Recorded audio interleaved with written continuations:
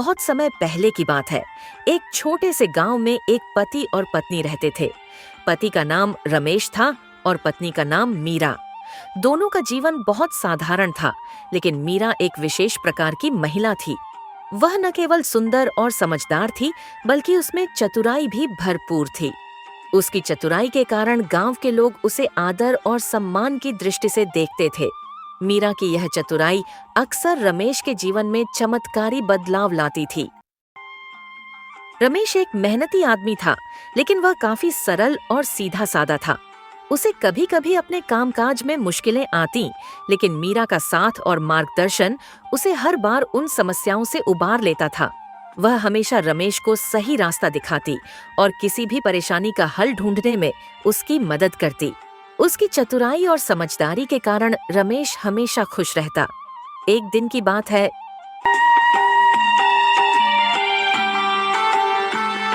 एक दिन गांव में एक बड़े व्यापारी ने ऐलान किया कि वह अपनी संपत्ति बेचने जा रहा है।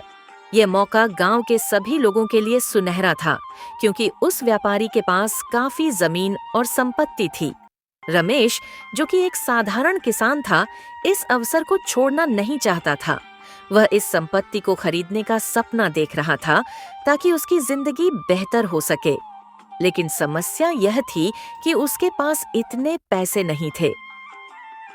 रमेश बहुत चिंतित हो गया और घर वापस आकर मीरा से इस बारे में बात करने लगा। उसने कहा, मीरा, तुम जानती हो कि हमारी स्थिति कैसी है। मैं उस व्यापारी से संपत्ति नहीं खरीद सकता, क्योंकि मेरे पास पैसे नहीं हैं।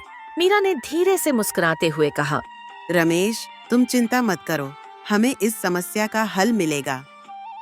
मीरा की आंखों में विश्वास था और उसकी आवाज में एक अजीब सी उम्मीद थी।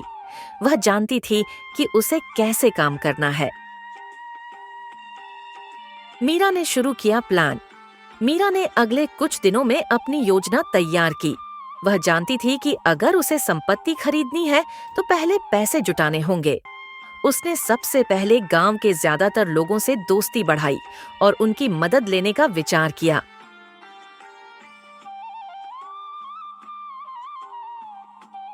एक दिन मीरा ने गांव के सबसे अमीर किसान को अपने घर बुलाया और उसे यह बताया कि रमेश बहुत बड़े पैमाने पर काम करने की योजना बनाई है, लेकिन उसके पास पूंजी की कमी है।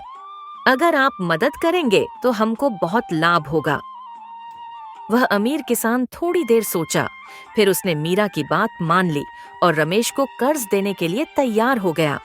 मीरा ने सिर्फ इस कर्ज को ही नहीं, बल्कि अपने घर के कामों में भी सुधार किया।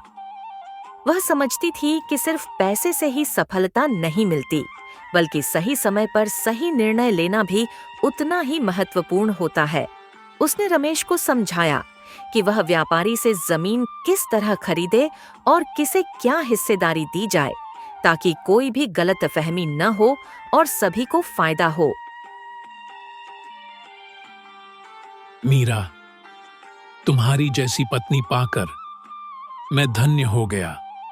भगवान तुम्हारे जैसी पत्नी सबको दे। सच में तुम बहुत समझदार हो।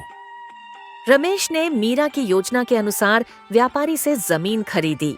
इस दौरान मीरा ने हर कदम पर उसकी मदद की और किसी भी प्रकार की कानूनी दिक्कतों से बचने के लिए सभी कागजी कार्यवाही को सही से पूरा किया। व्यापार में बहुत सी मुश्किलें आईं, लेकिन मीरा ने अपनी चतुराई से सबका हल निकाला। इस प्रकार कुछ ही महीनों में रमेश और मीरा की मेहनत रंग लाई। उनके पास अब जमीन थी और उन्होंने उस पर खेती शुरू कर दी। उनकी मेहनत और मीरा की चतुराई ने उनकी जिंदगी बदल दी। अब उनकी स्थिति पहले से कहीं बेहतर हो गई थी। वे दोनों खुश थे और गांव में लोग मीरा की बुद्धिमत्ता और चतुराई की मिसालें देने लगे। में जब लोग देख रहे थे कि रमेश और मीरा के पास अब समृद्धि आ गई है, तो वे मीरा की चतुराई की सराहना करने लगे। एक दिन गांव के बुजुर्ग व्यक्ति ने कहा, भगवान ऐसी पत्नी सबको दे। मीरा जैसी पत्नी हर किसी को नहीं मिलती। उसने न केवल अपने पति की मदद की, बल्कि पूरी गांव को एक उदाहरण दिखाया कि किस प्रकार की पत्नी जीवन को सुखी बना सकती है। मीरा की चतुराई का कोई मुकाबला नहीं था। वह सिर्फ एक पत्नी नहीं, बल्कि एक सहायक, मार्गदर्शक और सबसे बड़ी मित्र भी थी। उसकी सूझबूझ और समझदारी ने न केवल अपने पति का जीवन बदल दिया, बल्कि पूरे गांव की सोच को भी नया दृष्टिकोण दिया।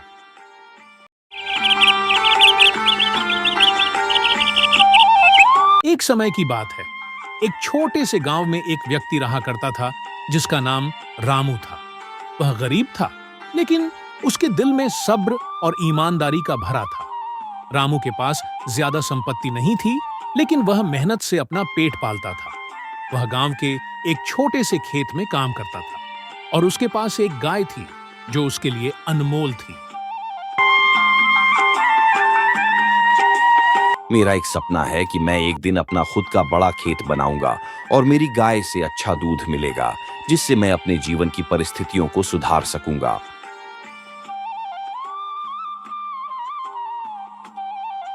लेकिन यह रास्ता आसान नहीं था। रामू को कई कठिनाइयों का सामना करना पड़ता। उसकी गाय बीमार हो जाती, बारिश समय पर नहीं होती और फसलें बार-बार खराब हो जाती। फिर भी वह अपनी मेहनत और धैर्य से हार नहीं मानता था। एक दिन रामू के गांव में एक संत महात्मा आए।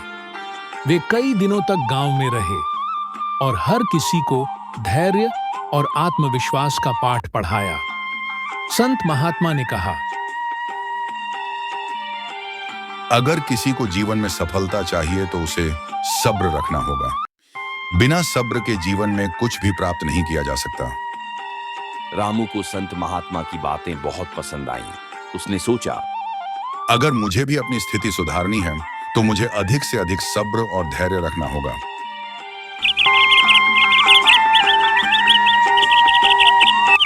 लेकिन गांव में लोग रामू का मजाक उड़ाते थे। रामू, तुम इतना मेहनत करते हो, फिर भी तुम्हारी किस्मत नहीं बदलती। क्या तुमने कभी सोचा है कि यह सब बेकार है? लेकिन रामू ने कभी भी इन बातों को दिल से नहीं लिया। वह लगातार अपने खेत में काम करता रहा, गाय की देखभाल करता रहा। धीरे धीरे उसकी स्थिति सुधरने लगी। उसकी ईमानदारी और सब्र धीरे धीरे गांव के लोग समझ गए कि रामू का धैर्य और मेहनत ही उसका असली सामर्थ्य है। उसका जीवन अब एक मिसाल बन गया था। रामू ने कभी हार नहीं माना था और उसका विश्वास था कि अच्छा समय जरूर आएगा। आज मैं बहुत खुश हूं। भगवान की दया से मेरे पास सब कुछ हो गया है। मेरी गाय भी ठीक हो गई है, मेरी फसल अच्छी होती है, मैं गांव का व्यापारी बन गया हूं।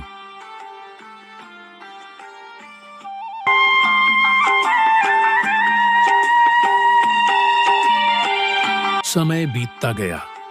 एक दिन गांव में एक बड़ी परेशानी आई। एक महामारी फैलने लगी और लोग धीरे धीरे बीमार होने लगे। कई घरों में खाने पीने का सामान खत्म हो गया। गांव में अफरा तफरी मच गई।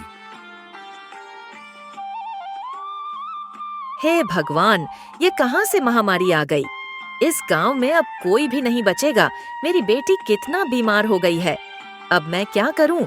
खाने का राशन भी खत्म हो गया। रामू ने देखा कि कई लोग भूखे और बीमार हैं। उसने तुरंत अपनी गाय का दूध और अपने खेत से उगाए गए अनाज को गांव वालों में वितरित करना शुरू कर दिया।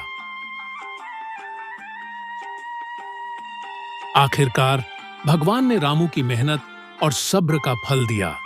कुछ ही महीनों में गांव में एक बड़ा व्यापारिक बन गया। रामू ने अपनी सफलता का श्रेय कभी अपनी किस्मत को नहीं दिया। वह हमेशा कहता, यह सब मेरी मेहनत और धैर्य का फल है। अगर मैंने बीच रास्ते में हार मान ली होती तो यह सफलता कभी नहीं मिलती।